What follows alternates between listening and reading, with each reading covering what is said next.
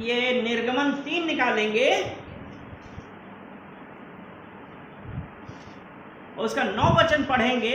निर्गमन 3 उसका 9। इसीलिए अब सुन, इज़राइलियों की चिल्लाहट मुझे सुनाई पड़ी है और मिस्रियों का उन पर अंधेर करना भी मुझे दिखाई पड़ा है।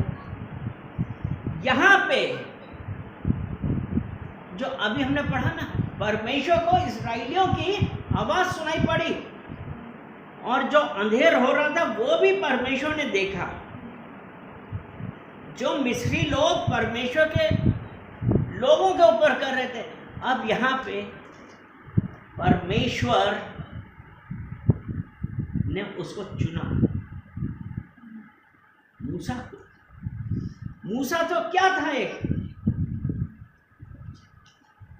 40 साल तक तो वो राजा बन के रहा, फिर वो भागा और वो क्या बन गया, वो चरवाहा बन गया। और जब वो अपनी भेड़ बकरियां चरा रहा था, उस वक्त परमेश्वर ने उसको बुलाया। यानी कि परमेश्वर अयोग्य को योग्य बनाते हैं। तो वो जो चरवाहा, क्योंकि परमेश्वर का एक प्लान होता है। आज हम में से कितने लोग हैं कि परमेश्वर का प्लान है लेकिन हम कभी जान नहीं पाते हैं। क्यों? क्योंकि हम इन सब व्यर्थ की बातों पर व्यस्त रहते हैं। 3 वचन क्या कहता है? तब मूसा ने कहा, मैं उधर जाकर इस बड़े आश्चर्य को देखूंगा कि वह झाड़ी क्यों नहीं जल जाती। अब उसके मन में एक विचार आया कि आग है, जल क्यों नहीं रही है। और उस वक्त अब जब हम परमेश्वर का होता है, यहाँ पे मूसा ने यह प्लान किया, हम जा रहे हैं। जब देखा परमेश्वर ने वो उस साइड मुड़ा, तब परमेश्वर ने उसको क्या कहा था कि उस आग के बीच में से, उस झाड़ियों के बीच से परमेश्वर ने कहा था, मूसा मूसा। और मूसा ने कहा हाँ, उसने सुना। फिर परमेश्वर ने कहा कि इस जगह के करीब मत आओ, और अगर आना है तो जो सैंडल तुम्हारे पांव पे है उसको निकाल दो, क्योंकि ये जगह पवित्र है। और वो परमेश्वर के साथ जब हम कवनेंट बनाते हैं तो वो एक पवित्रता का प्रतीक है। और परमेश्वर किसको अपने पास बुलाता है? जो पवित्र है। उसने कहा ना, सैंडल्स क्या है? ये जो ऐसी चीजें हैं हमको अपने पास से निकाल देनी चाहिए। क्यों कहा? कोई भी सांसारिक चीज हमारे अंदर नहीं होनी चाहिए, क्योंकि जहां तुम खड़े हो वो एक पवित्र जगह है। That is a Holi ground. और उसके बाद जब हम पढ़ रहे थे कि परमेश्वर ने अपने लोगों का ऑपरेशन की, उनके ऊपर कितना वो हो रहा था, सताव हो रहा था, वो देखा। फिर उसने कहा, और 10 वचन में 3 का 10 एक्सोडस, इसलिए आ, मैं तुझे फिरौन के पास भेजता हूँ कि तू मेरी इजरायली प्रजा को मिस्र से निकाल ले आए। यानी कि परमेश्वर पहले कहा कि ये जो सैंडल्स तुम पहने हो इनको निकाल दो, और उसके बाद अब परमेश्वर ये कह रहे हैं कि मैंने अपने लोगों का सताव देखा है। और उसके बाद क्या कर रहा है कि मैं तुम्हें फरो के पास भेज रहा हूं, एक शक्तिशाली राजा फिरौन के पास भेज रहा है परमेश्वर। और जब ऐसी बातें होती ना, हम लोग ये क्वेश्चन करते हैं, हम लोग क्वेश्चन कर लेते हैं कि मैं क्यों जाऊं, मैं हूं क्या जो फिरौन के पास जाऊं। और मूसा ने भी यही कहा था।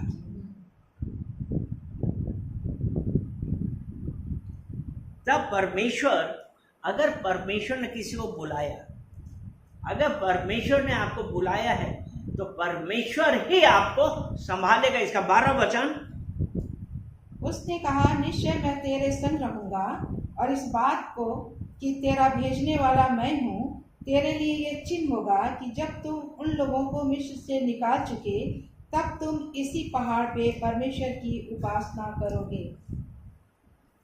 यहाँ परमेश्वर उसको बतला रहे हैं। आज एक आदमी के जीवन में, हम लोगों के अंदर एक यही विचार आता है, क्यों, कैसे। अब परमेश्वर उसको सब बतला रहे हैं।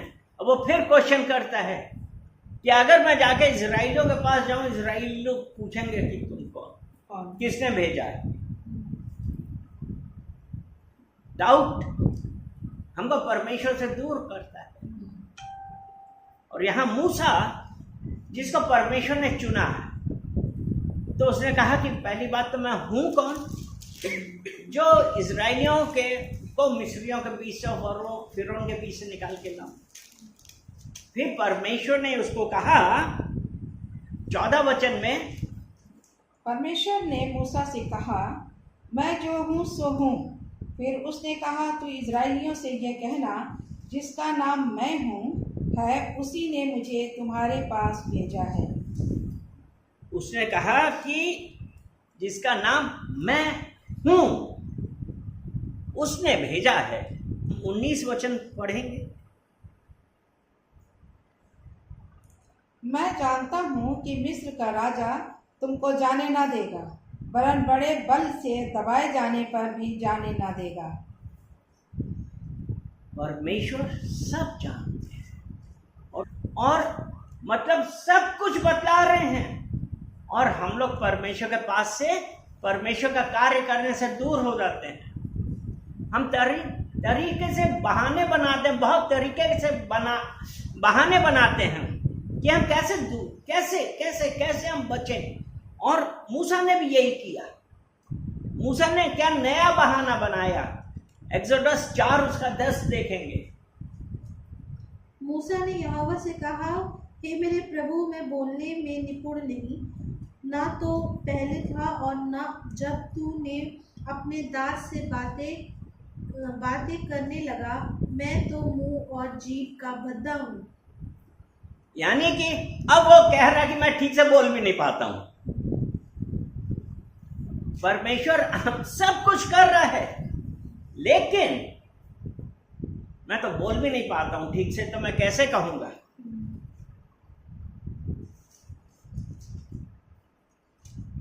और इसमें हम जब देखते हैं तो उसमें परमेश्वर ने यही कहा कि तुम्हारा मुंह किसने बनाया है, और कौन गूंगा बहरा बनाता है, और कौन देखने वाला और अंधा बनाता है, क्या मैं नहीं।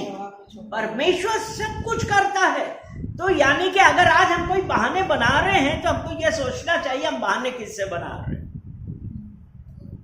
परमेश्वर ने आज आपको अगर चुना है तो परमेश्वर आपको हर परिस्थिति से निकालेंगे।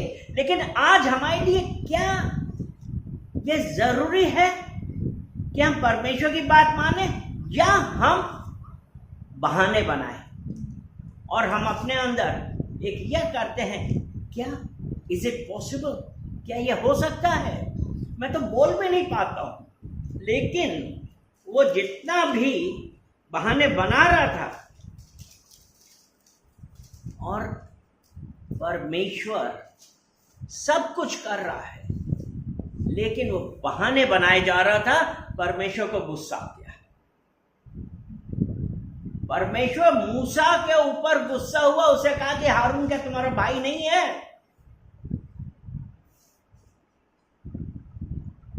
और मुझे पता है वो ठीक से बोल सकता है, तो वचन मैं दूंगा, वो बोलेगा।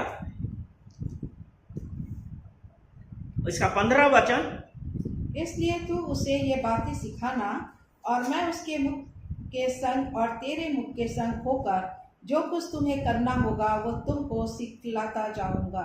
यानी कि अब वो इतना बोल रहा, हारून जो उसके साथ रहता तो ऑब्वियसली वो समझता होगा। तो उसने कहा ठीक है, तुम हारून को बोलना, जो मैं तुमको बोलूं तुम हारून को बोलना, और हारून सब बातें उन लोगों को बोलेगा। जब वो फरो के पास गया था तब क्या हुआ, वो जाके फरो के पास उसने क्या कहा था, 5वें का 1 और 2। इसके पश्चात मूसा और हारून ने जाकर फिरौन से कहा, इज़राइल का परमेश्वर यहोवा यूं कहता है, मेरी प्रजा के लोगों को जाने दे कि वे जंगल में मेरे लिए पर्व करें। फिरौन ने कहा, यहोवा कौन है कि मैं उसका वचन मानकर इज़राइलियों को जाने दूं? मैं यहोवा को नहीं जानता और मैं इज़राइलियों को नहीं जाने दूंगा। यानी कि फरो के फिरौन के पास, उसके पास उसने कहा कि कौन है, मैं तो नहीं जानता, मैं तो नहीं जाने दूंगा। आज हम में से कितने लोग ऐसे ही हार्ड कर लेते हैं अपना हृदय। एक्सोडस 6 में और 6 का 29, 29 और 30। मैं यहोवा हूँ, इसलिए जो कुछ मैं तुझसे कहूँगा वो सब मिस्र के राजा फिरौन से कहना। परंतु मूसा ने यहोवा को उत्तर दिया, मैं तो बोलने में भद्दा हूँ और फिरौन मेरी कैसे सुनेगा।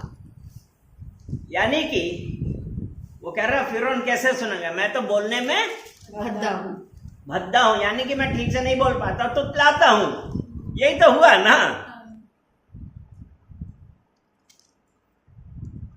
और 7 का 1 तो हमने पढ़ा था। मैंने मतलब मूसा से बोला कि मूसा, मैंने तुम्हें फिरौन के लिए परमेश्वर ठहराया और तेरा भाई तेरा नबी और तेरा भाई नबी। ठहरेगा। ठीक है।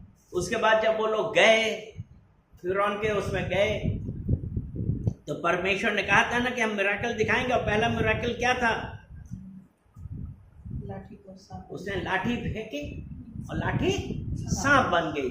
तो उसने अपने मैजिशियंस को बुलाया, उन्होंने भी ऐसे ही कर दिया। ठीक है। और उसका 13 वचन पढ़ेंगे, 7 का 13, 12 और 13।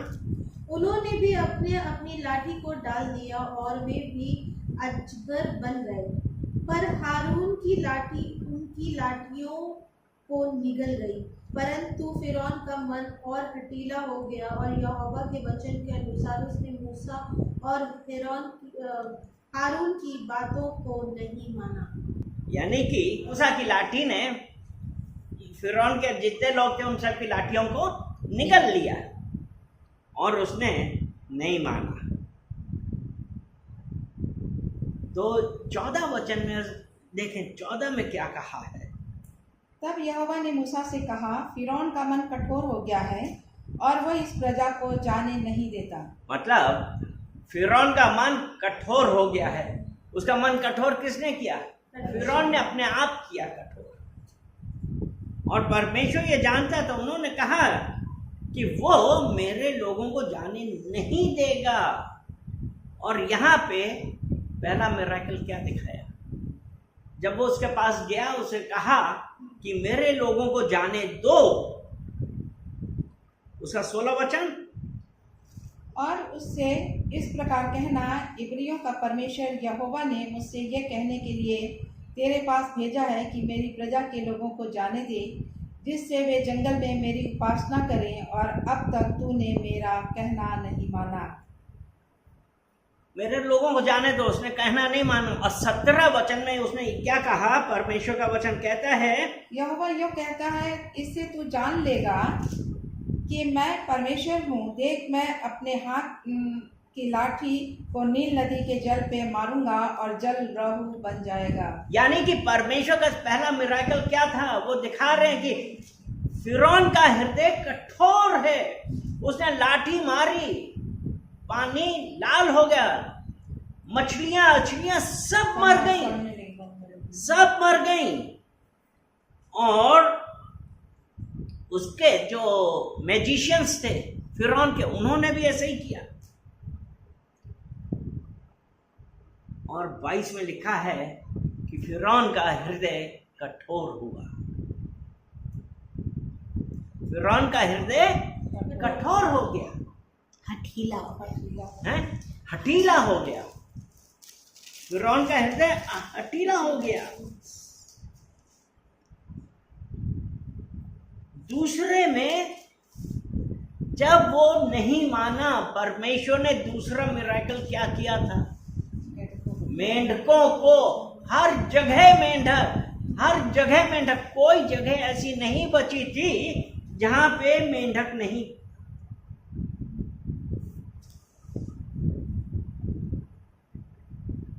और यहां पे 8वां वचन कहता है, 8 का 8, तब फिरौन ने मूसा और हारून को बुलवा कर कहा, यहोवा से विनती करो कि वह मेंढकों को मुझ से और मेरी प्रजा से दूर करे, और मैं इजरायली लोगों को जाने दूंगा, जिससे वे यहोवा के लिए बलिदान करें। यानी कि फिरौन घबरा गया और उसने दोबारा मूसा और हारून को बुलाया, और क्या कहते हैं, जब ये दूर हो जाएगा तो मैं जाने दूंगा। और फिरौन हारून ने किया, मूसा और हारून ने किया और वो हट गए। लेकिन फिरौन ने क्या किया? जाने नहीं दिया। 15 वचन में हम पढ़ते हैं, 8 का 15, परंतु जब फिरौन ने देखा कि अब आराम मिला है, तब यहोवा के कहने के अनुसार उसने फिर अपने मन को कठोर किया और उनकी ना सुनी। मतलब फिरौन ने फिर अपने मन को कठोर कर लिया,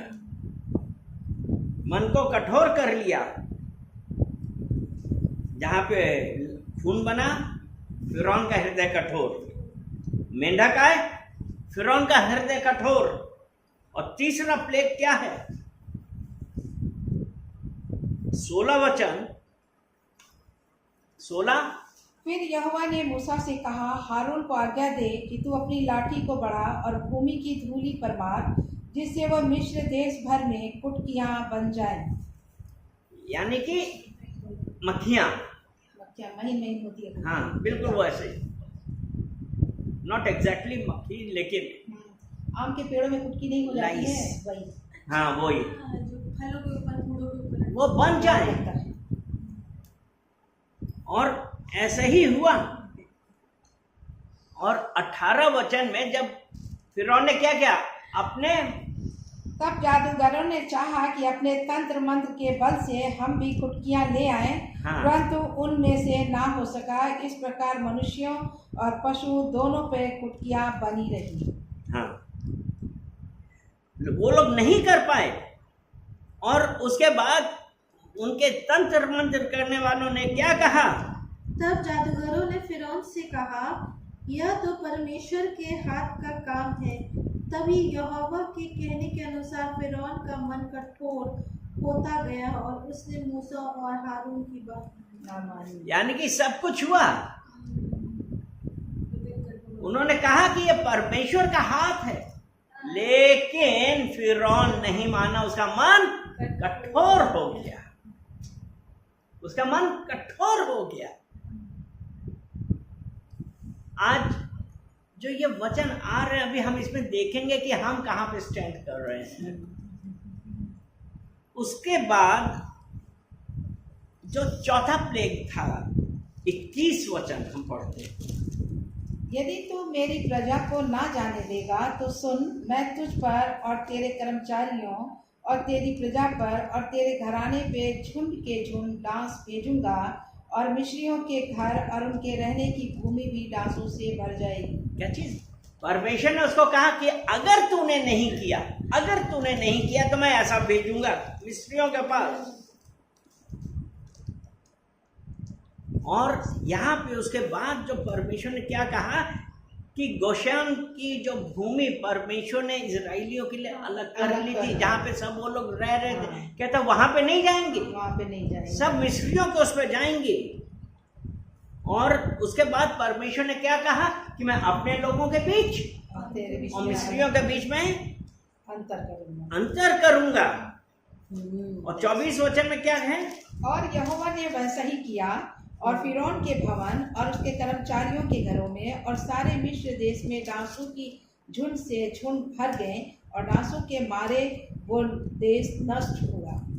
मतलब ये परमेश्वर सब कुछ कर रहे हैं, लेकिन वो फिरौन फिर बुला रहा है मूसा और हारून को। क्या कहते हैं?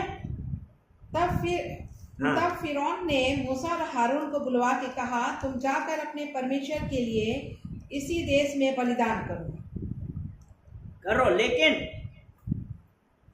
मूसा ने कहा, ऐसा करना उचित नहीं, क्योंकि हम अपने परमेश्वर यहोवा के लिए मिस्रियों की घृणित वस्तुएं बलिदान करेंगे, और यदि हम मिस्रियों के देखते उनकी घृणित वस्तुएं बलिदान करें तो क्या वे हम पर पत्थरवार ना करेंगे। यहाँ पे सब कुछ नाश हो गया। वो फिरौन उनको फिर से कहता है, उसका मेन क्या था कि ये सब हट जाए, क्योंकि ऑब्वियसली इजराइलियों का कुछ भी नहीं हुआ, सब मिस्रियों का सब नष्ट हो गया। लेकिन क्या फिरौन माना? नहीं माना, क्योंकि 32 वचन देखते हैं।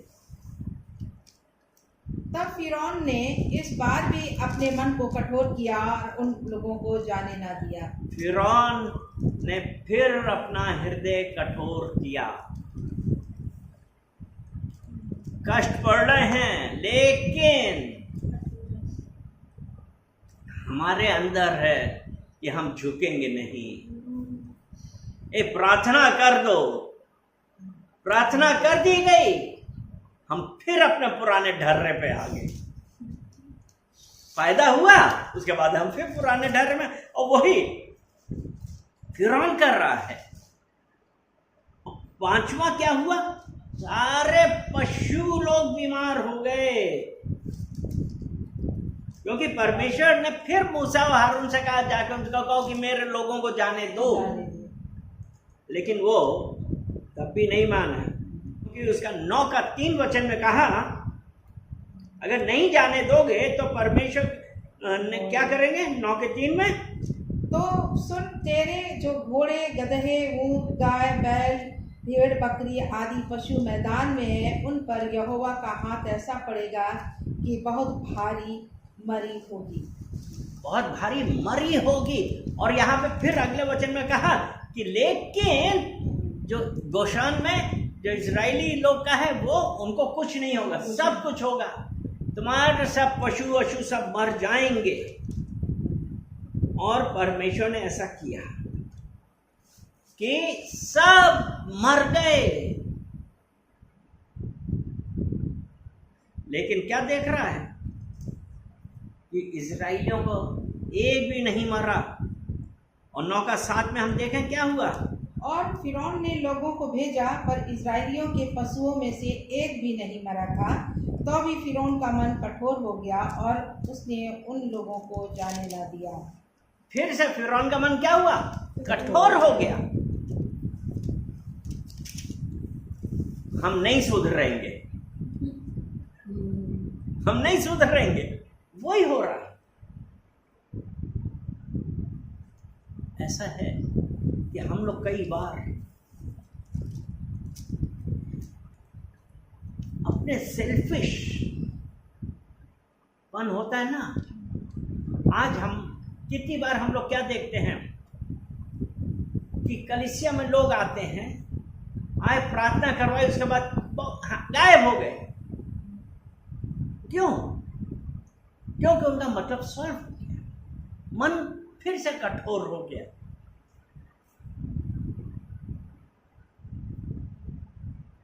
और हम फिर से गुलामी में आ गए। और छठा क्या था? 6 प्लेग, फफोले और घाव, अफोले हुए, फोड़े हुए। और कैसे हुए थे कि परमेश्वर ने मूसा और हारून से क्या कहा था? फिर यहोवा ने मूसा और हारून से कहा, तुम दोनों मुट्ठी में से एक एक मुट्ठी राख ले लो और मूसा उसे फिरौन के सामने आकाश की ओर उड़ा दे। 9 वचन। तब वो सूक्ष्म धूल हो करके सारे मिस्र देश में मनुष्यों और पशुओं दोनों पर फफोले और फोड़े बन जाएंगी। फिर से, लेकिन यहाँ पे अब हम देखेंगे यहाँ पे क्या हुआ था।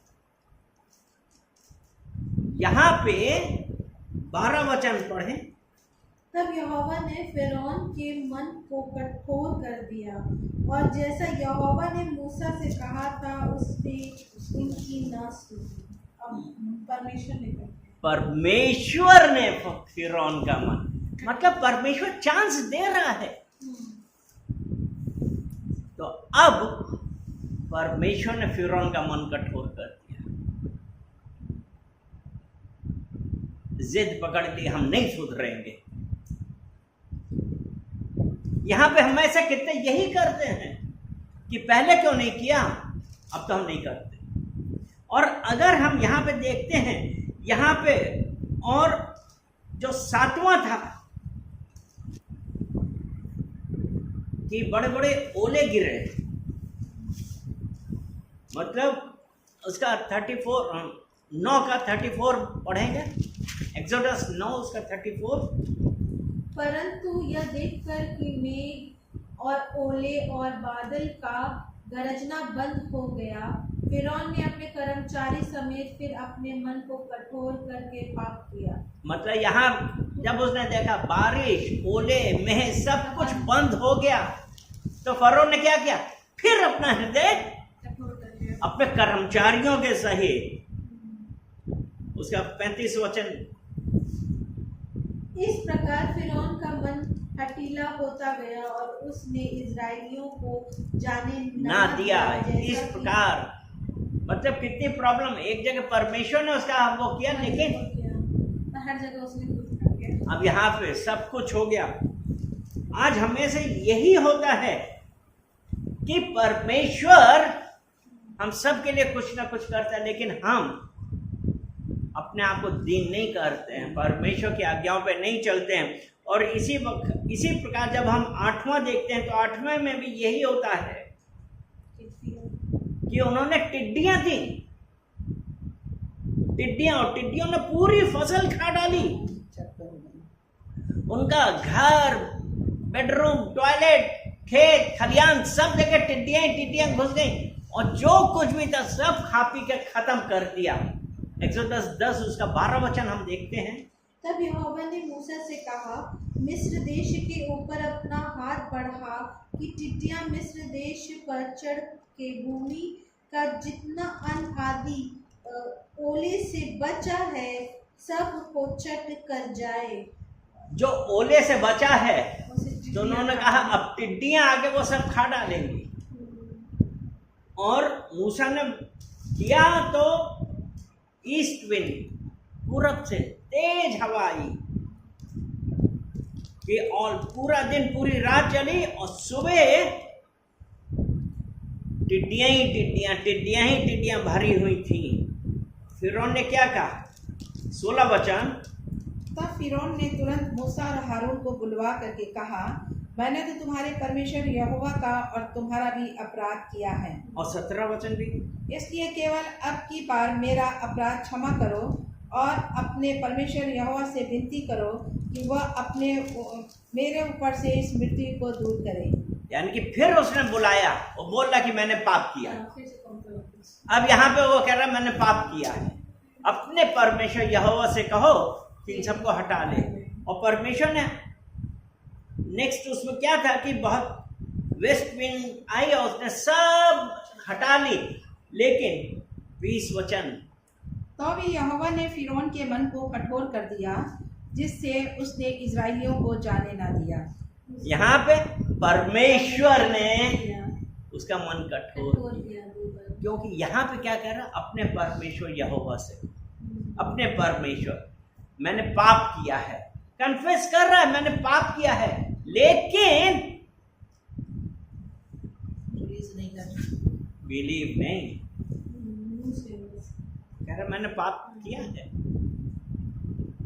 तो आज हम लोग कहते हैं, लेकिन अगर हमारे पास कोई रिपेंटेंस नहीं है तो क्या, वैसी है। और परमेश्वर ने उसका मन और कठोर कर दिया और उसने नहीं जाने दिया। और 9वां प्लेग क्या था, अंधेरा, अंधेरा, पूरे मिस्र देश में अंधेरा छा गया, कुछ नहीं दिखाई पड़ रहा, कुछ नहीं। जब उसने ये देखा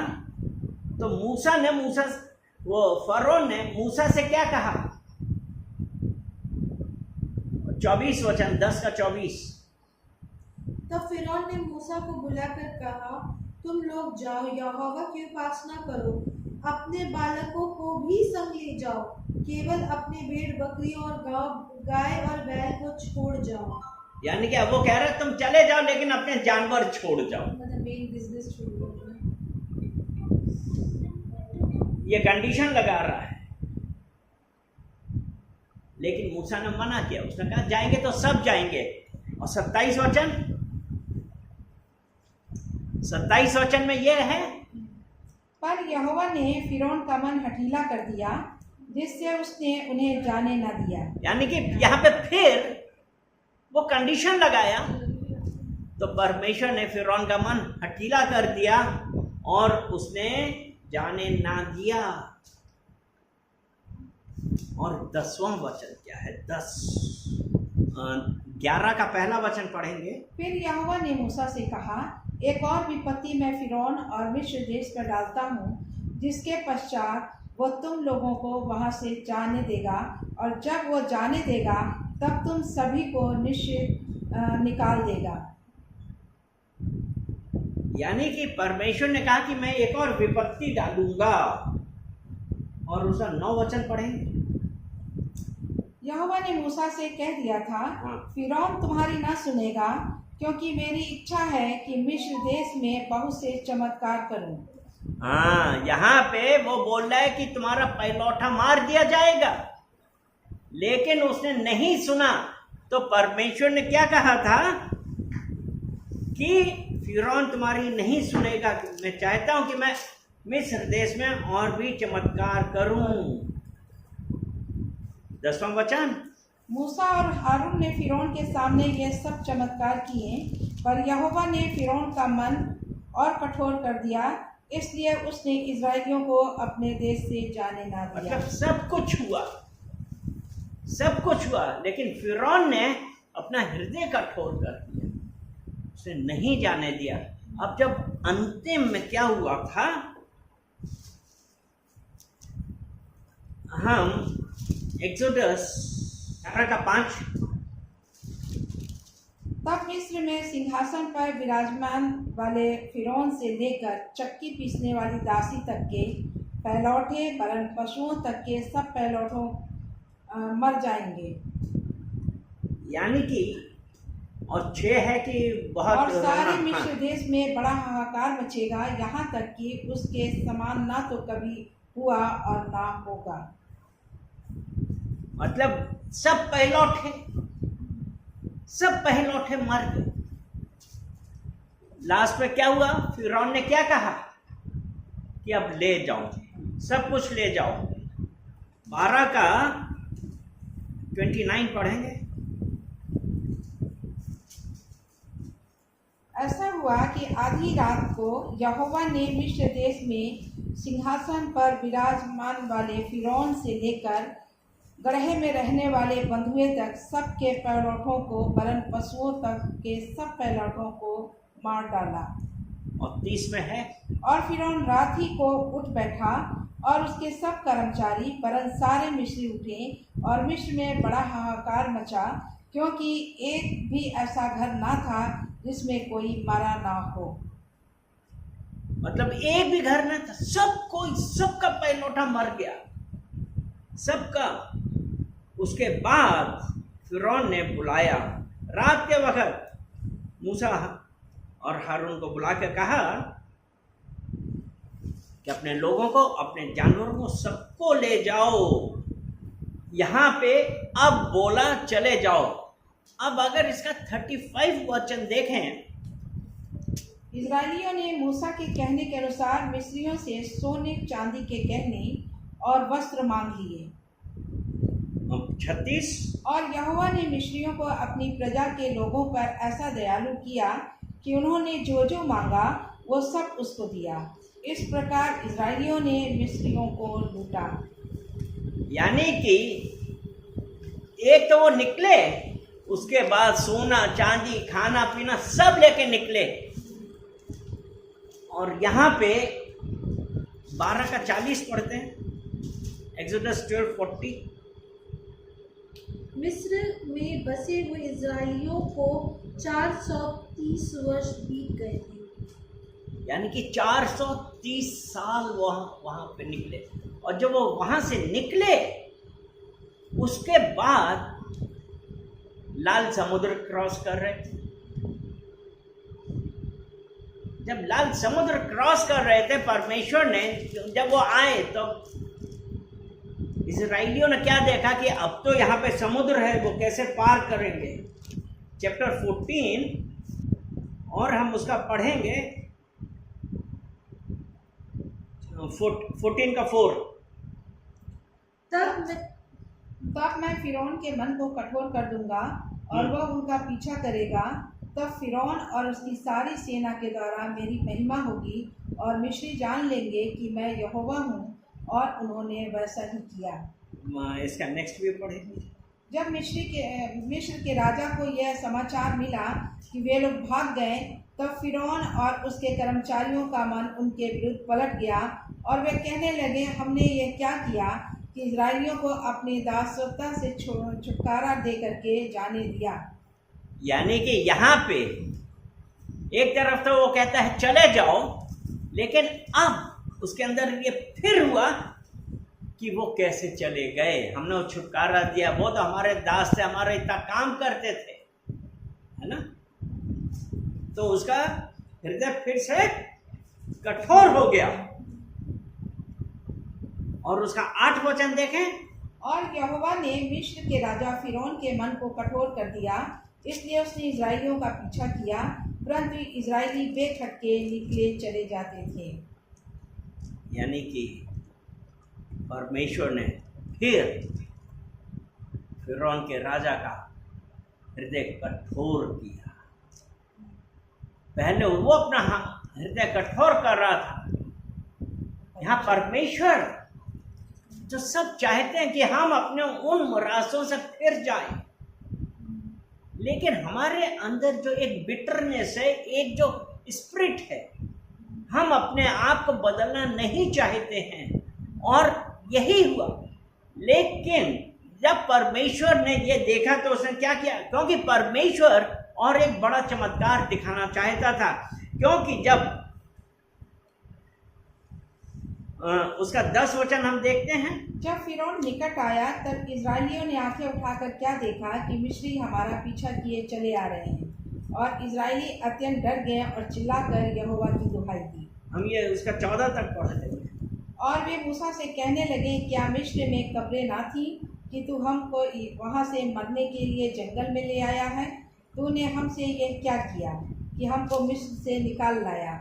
क्या हम तुझसे मिस्र में यही बात ना कहते रहे कि हमें रहने दे कि हम मिस्रियों की सेवा करें? हमारे लिए जंगल में मरने की अपेक्षा मिस्रियों की सेवा करना अच्छा था।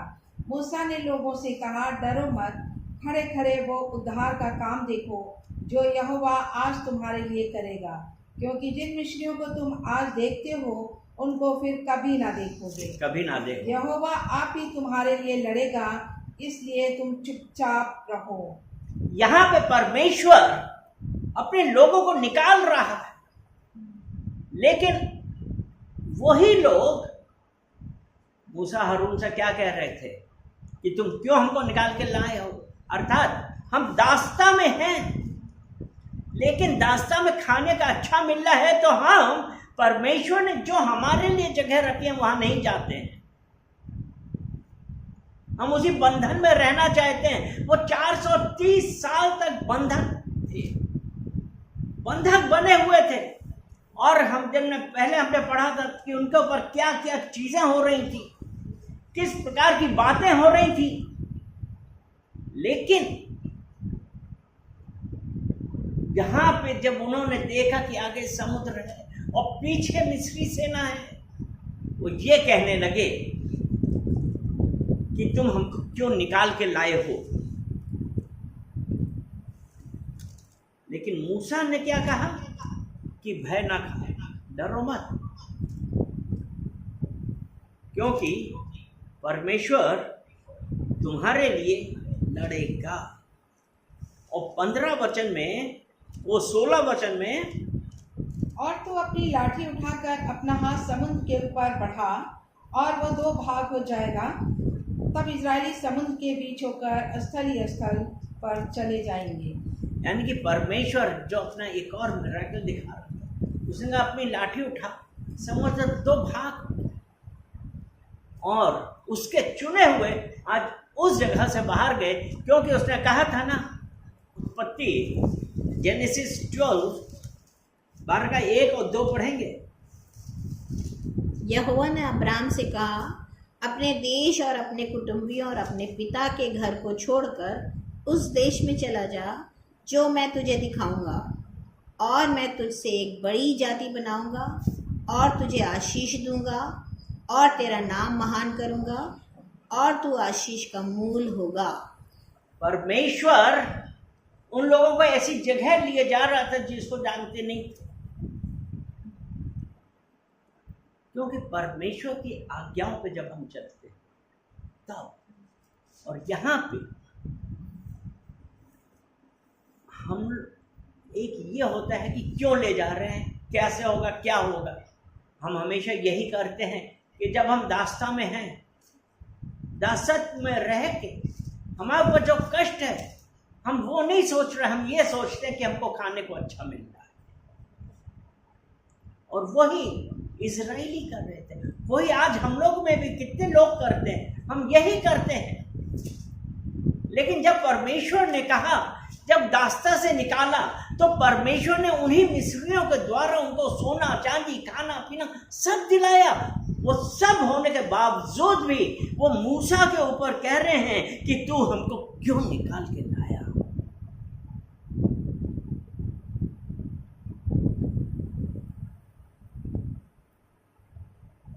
कि इससे बेहतर होता कि हम मिस्रियों को सेवा करते, हम क्यों विल्डरनेस में मरते। लेकिन परमेश्वर का प्लान है, क्योंकि जब उसने कहा ना कि इन मिस्रियों को तुम दोबारा कभी नहीं देखोगे, 13 वचन में यही लिखा था, इन मिस्र को जिन्हें तुम आज देखते हो उन्हें फिर कभी ना देखोगे। और परमेश्वर ने जो कहा उसने किया। तो आज परमेश्वर जो इजराइलियों के लिए लड़ रहा है, who is God of Israel, आज वही आपके सब शत्रुओं को दबा दे रहा है। उसने कहा है कि तुम इनको दोबारा ना देखोगे। तो आज हमने क्या देखा कि कई बार हम अपना हृदय कठोर कर लेते हैं, क्योंकि हम झुकना नहीं चाहते हैं, और कई बार परमेश्वर हमारा हृदय कठोर करा देते हैं जस्ट टू चेक कि क्या हम आज उस परमेश्वर के ऊपर विश्वास कर रहे हैं। इतनी परेशानी आई लेकिन हमारा हृदय कठोर था, लेकिन हम ये देख रहे थे जो परमेश्वर के चुने हुए लोग, उनके ऊपर कुछ नहीं हो रहा है। लेकिन जब हमारे ऊपर दोबारा आया, हम वो भूल गए कि परमेश्वर ने उनके साथ क्या किया था। हमने फिर से अपना हृदय कठोर कर दिया। आज हम में से कितने यही हैं कि हम नहीं बदलेंगे। एक तरफ तो हम कहते हैं कि हम परमेश्वर के लोग हैं, लेकिन हमारे अंदर जो ईर्ष्या, बुरी भावनाएं, ये सब चीज़ें भरी हैं, उनसे हम अपने आप को दूर नहीं कर पा रहे हैं। बेहतर है कि आज हम परमेश्वर के पास आएं और परमेश्वर से पश्चाताप करें और कहें कि परमेश्वर हमारी नहीं, आपकी मर्जी, क्योंकि हम परमेश्वर के चुने हुए लोग। और जब हम चुने हुए लोग हैं और हम उसके धर्मी हैं, तो परमेश्वर हमारी हर जरूरत पूरी करेगा। जैसा कि उसने सभा उपदेशक 2:26 में कहा है,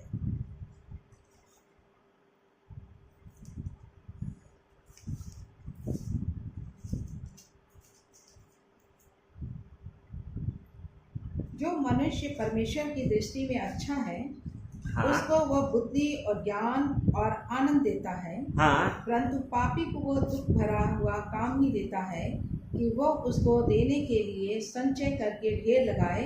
जो परमेश्वर की दृष्टि में अच्छा हो, वो भी व्यर्थ और वायु को पकड़ना है। जो परमेश्वर की दृष्टि में अच्छा है, इजराइली लोग बंधुआ थे, सब कष्ट सह रहे थे, लेकिन परमेश्वर उनको निकाल के लाया। और किसने उनके लिए खाना पीना सोना चांदी दिया? जिन्होंने उसको बंधुआ बनाया हुआ था। और आज परमेश्वर वही कह रहा है, जो परमेश्वर की दृष्टि में अच्छा है उसके लिए किसके द्वारा धन संचय करवाएगा? क्या लिखा हुआ? 26 वचन। वह पापी को दुख भरा काम ही देता है, पापी को दुख भरा काम ही देता है कि वो उसको देने के लिए संचय करके ढेर लगाए। यानी कि जो परमेश्वर की दृष्टि में अच्छा है उसको किसी बात की कमी ना होगी, बुद्धि ज्ञान देगा, आनंद देगा। क्योंकि लोग आपके लिए लेके आएंगे। जैसा कि यशायाह 60 उसके 11 में कहा है, तेरे द्वार तेरे फाटक सदैव खुले रहेंगे। तेरे फाटक सदैव खुले रहेंगे, दिन और रात वे बंद ना किए जाएंगे, जिससे जाति जाति की धन संपत्ति और उसके राजा बंदी होकर तेरे पास पहुंचाए जाए। जाति जाति की धन संपत्ति। आज हम क्यों चिंता कर रहे हैं? हम अपना मन क्यों कठोर कर रहे हैं? कैसी भी परिस्थिति आए, हमको सिर्फ यह होना, दीन होना है। जब हम दीन होंगे तब परमेश्वर हमें ऊंचा उठाएगा। आज समय है, अगर आज भी आपका हृदय कठोर है, आज भी परमेश्वर के प्रति अगर आपके अंदर कुछ है, परमेश्वर से क्षमा मांगिए। परमेश्वर आपको क्षमा करेगा, क्योंकि उसने कहा है, मैं तुम्हारे पाप सदैव याद नहीं रखता। उसने कहा है, मैं तुम्हारे पर दया करूंगा, क्योंकि परमेश्वर दया करने वाला परमेश्वर है। विपत्ति आती सब है, परमेश्वर के पास आइए, परमेश्वर से मांगिए, परमेश्वर से पश्चाताप करिए, क्षमा करिए। अपना हृदय कठोर मत करिए, सिर्फ परमेश्वर के पास आइए।